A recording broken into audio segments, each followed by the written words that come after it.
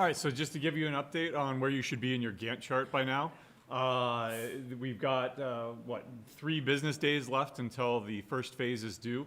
So at this point, hopefully you have a fully working version. Maybe that you've got a few bugs to address, but at the very least, you should have debugged the loading of the files and the creation of your objects. And then the final step, of course, is getting them to serialize to either JSON or XML, which is just using a library. So that's going to be reading documentation, reading a tutorial, and just using the code that they provide. It should be no more than a couple of lines of code at that point. But if you have a working version where it is being loaded up and you can print things out or something like that, I'd say that you're in pretty good. You're at a pretty good point in the project here. Otherwise, you've got another 2 days to debug, to clean it up, to get any advice or feedback on your design, for example. The design documents were released. There are about maybe a half a dozen that are not yet done, but we'll get those done as soon as possible. So make sure that you're reading the actual feedback that we give you in those design documents so that you can go back and fix things so that you don't lose points on the design part when you actually submit something this Friday. All right? Any questions? Yeah.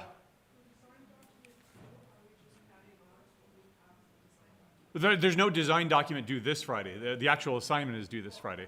But next Friday, yes, you'll take our feedback, fix anything that we pointed out, and then you'll add on to it because that'll be the reports phase. And so in your components section or whatever section it is, you'll add on, the documentation for that part. You'll update your UML diagram at that point because you'll probably want to be using inheritance and a couple more classes. Yep.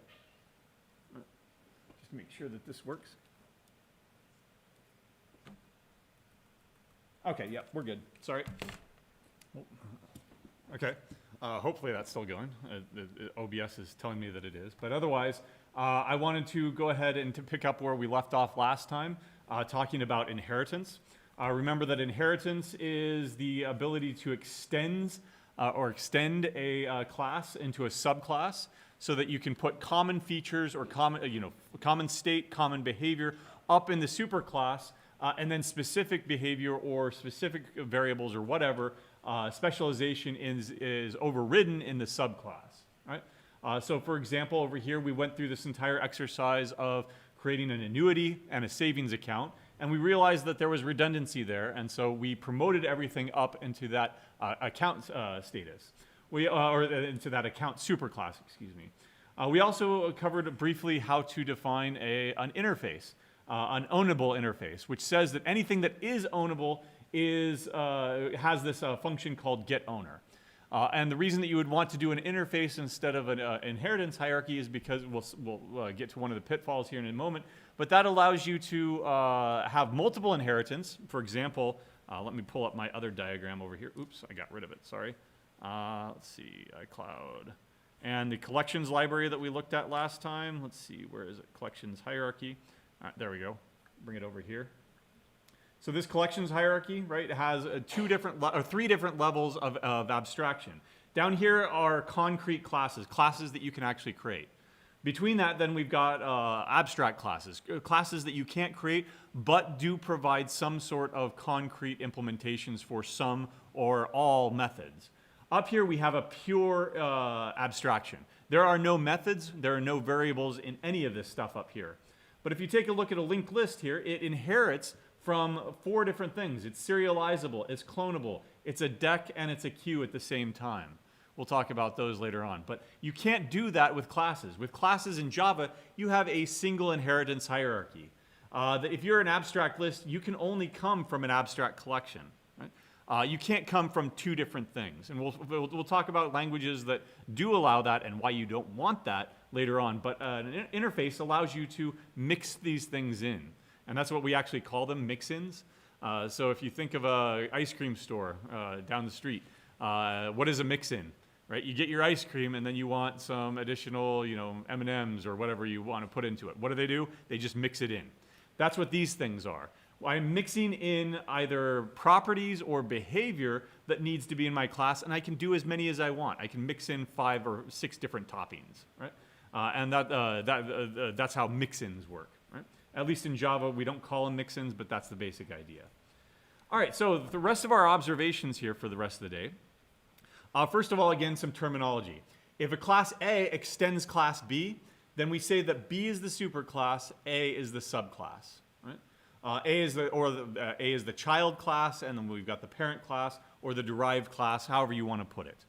There are a couple of different ways of putting that. We just simply use subclass, superclass, or parent-child relationship. Inheritance is a relationship.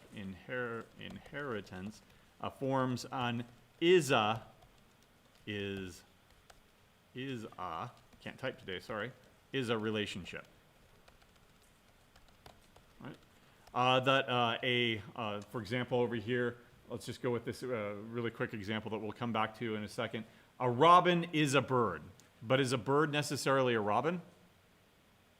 No, it could be an ostrich or a completely different kind of bird. So an inheritance is a relationship. It's one way, right? A robin is a bird, right? What about an account? What's the relationship that we did over in this demonstration here?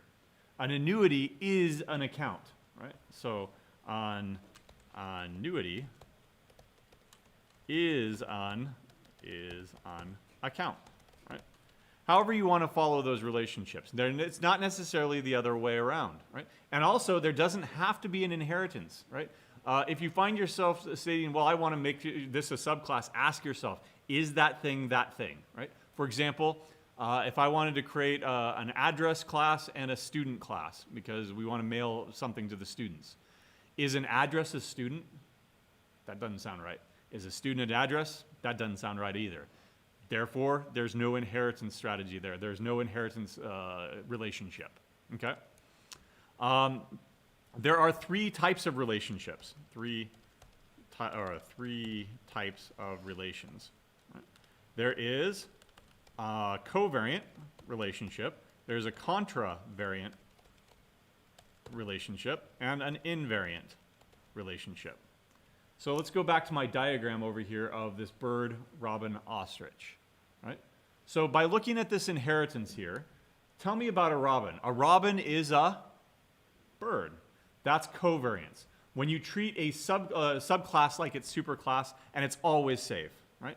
Treat a subclass as a superclass, and this is always safe. As long as you're following the Liskov substitution principle, part of the solid principles that we'll end this module on later on. Contravariant, right? So can I take a bird and force it to become an ostrich? No. Well, what if it was an ostrich before? I can check, right? Is this thing an ostrich? Okay, yeah, sure. Then go ahead and force it to become an ostrich. But not necessarily, right? You're treating a superclass as a subclass. Not always safe, right? And it's often dangerous. Right? So don't do it unless you absolutely have to.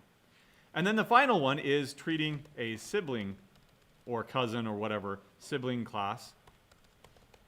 Did I spell that right? Sibling? Yeah, class. As a sibling, right? So for example, can I take a robin and force it to become an ostrich? That's all sorts of wrong, right? Can I take an ostrich and force it to become a robin? No. That's why it's an invariant kind of relationship. You cannot do that at all. That is never safe, right? So again, this is never safe, right? Because it doesn't even make sense. So covariant is what you always want to do. You want to treat a type as its superclass so that, for example, let me go ahead and pull up some actual code now. Where's our demo? There we go.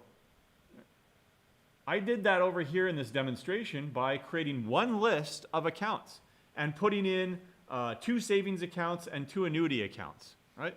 So that I could treat them all the same and print them all out and get the value so that I could sum it all up, right? I was doing a covariance there. I was taking the subclasses and treating them as a superclass so that I only had to deal with one list. That's always safe. Right? But if I did something like this, and I think we started out doing this, what if I did something like this? If A, did we talk about the instance of keyword? Yes, no? All right, well, let's do it again if not. All right, if A is an instance of savings account, right, then I've checked, is this bird an ostrich? Yes, okay, then I will force it to become an ostrich. I will force this savings account, I call it savings, right? Yeah, instance of savings, and I will go ahead and say that savings S is equal to savings of A. So that I can say S dot get, what is it, balance, right? And I can add that to the total plus equals, right? Instance of savings, excuse me, it should be savings, there we go, right? So this is possible in Java, but think about this, think forward about this. What am I gonna have to do now for the annuity account? Is this an annuity account? Yes, force it to become an annuity account.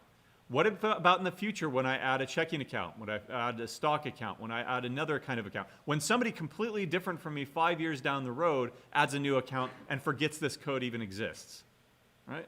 Everything breaks. We're also breaking encapsulation because you're no longer treating it as an account.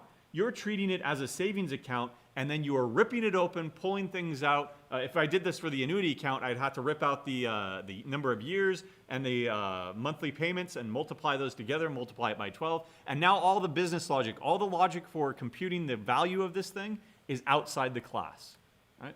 Don't do that. There are very few instances in which you would want to use the instance of keyword, right? When you're creating stuff. And unfortunately there it becomes necessary. So you contravariant, I spelled that correct. You can use the instance of keyword to make a contravariance safe. But you should almost always, and I'll really highlight this, never do this. Right?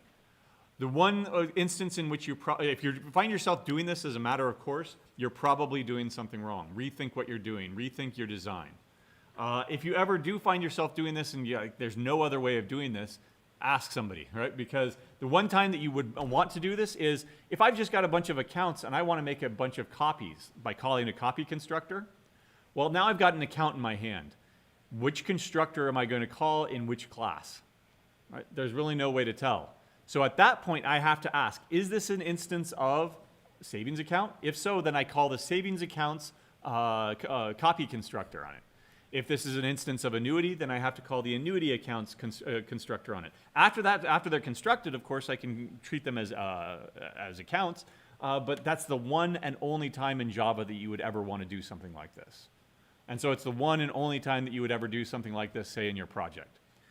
If you are doing it for the control flow, like figuring out sales or figuring out the price of stuff or something, you're probably doing something wrong. Okay? All right. So generally, you only want to use that with constructors, and in particular, copy constructors. Okay? Motivations for inheritance. Right? So again, it provides a way for code reuse. Right? Reduces redundancy. Reduces redundancy. Right? So it provides a way for you to reuse code. You don't have to recreate the wheel. You don't have to reinvent the wheel every single time. If I create a new checking account, I have half of my job done for me if I derive from the account class here, right?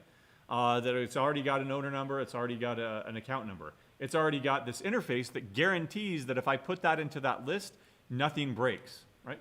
So the introduction of a new class should not break any other code, right? That's the idea. It is well designed. It is well designed if the introduction of a new class does not break any of the other code. If the introduction of a new class breaks your code, then you probably have a bad inheritance design. Right? It provides a way to organize code. A way to organize code. Right? Let's take a look at that large one again, right? There's lots of stuff here. We do this naturally. How is the animal kingdom organized? biology, what is that acronym? King Philip something, something, something. What is it? Dang it. King Philip. There's a, yeah, there we go. King Philip, phylum. So that's kingdom, phylum, what is it? Genus, order, something, something. Come on. Taxonomy. There we go. Domain, kingdom, phylum, class, order, family, genus, and species. So it's King Philip came over for great spaghetti, right? Why do we do this in the animal kingdom, right? Why do we do this anywhere? Because hierarchies are a natural way of organizing stuff. This is a natural hierarchy of organizing collections, right? You want sets? Great. Well, what is a set? A set is a collection. A list is also a collection, so sort them and organize them, right? We do this all over the place. Anytime that you want to organize something, file systems, right? How does a file system work? You've got a directory, you've got subdirectories. Within that, you've got subdirectories, subdirectories, right? All of this stuff works because we organize stuff into hierarchies. And our code will work if we organize it into hierarchies. You can, of course, go too far, right? We'll talk about the pitfalls here in a moment. But if you have a class that's not well designed, not well defined, you can make it abstract. Which one did we do for that over here in our example? Here's account, here's savings, and here is annuity. Let's take a look at those again. All right. So in the end, did I make account abstract? Looks like I didn't. Did I? Oh, yeah, I did. It's right there. Right. Why? Because should you be able to create this account? If I did, what's its value? I have no idea, right? Initially, we returned 0 as a placeholder value. That's a bad design. You could return null, and then you'd get a bunch of null pointer exceptions, or you could redesign it so that it's abstract so that nobody could do that. And then you can define, well, what is value? I don't know. I'm not even going to bother trying to answer that question. Instead, it's for my subclasses to provide that behavior. Right? And that's what we mean by abstract. Abstract classes can have state and methods, and of course, abstract methods. Abstract classes that do not have any, you can still make abstract classes without abstract methods, but with body, but force subclasses, classes to specify behavior, right? Already talked about that. With abstract classes, you can prevent someone from creating instances of them. So that if you don't want somebody to create this abstract account, make it abstract, and you can't, right? You're preventing them from bad behavior. We have this all the time. It's called not modular behavior, but modal behavior, right? Think user interfaces. If you're about to delete, go ahead and delete a file, right? That's not the end of the story in user faces, is it? You're about to delete it. You delete a file. What does it say? Oh, no. A pop-up usually comes up asking what? Are you absolutely sure you want to do this? Yes or no, right? That's called modal behavior, right? It is the user interface, well-designed user interfaces are like this all the time that guide the user to correct behavior and prevent them from doing bad behavior, right? So it's giving you one last chance. Are you sure you want to delete this file? And then you have even more chances because there's a recycle bin or a garbage bin that you then have to actively empty, right? So we have this all the time. If in your design you want to prevent somebody from doing something that they shouldn't be doing, then there are ways of doing that with abstract classes, right? Sometimes you also want to prevent subclassing, right? So for example, should you be able to create your own myInteger class, right? And say that you want to do something really weird and bizarre. Make addition into subtraction and make division into multiplication, right? By redefining what that class does. Does that sound like something that you should be allowed to do? No. There are well-defined expectations for what an integer is in a particular language. So what you can do is you can prevent that by making it final. You can make a class final which prevents prevents anyone from subclassing it. Right? So for example, come over here to the account class, and I'll go ahead and make this into not an abstract class, but a final class. There we go. And get rid of this now just for example, so that it compiles. There we go. So I've made this into a final class.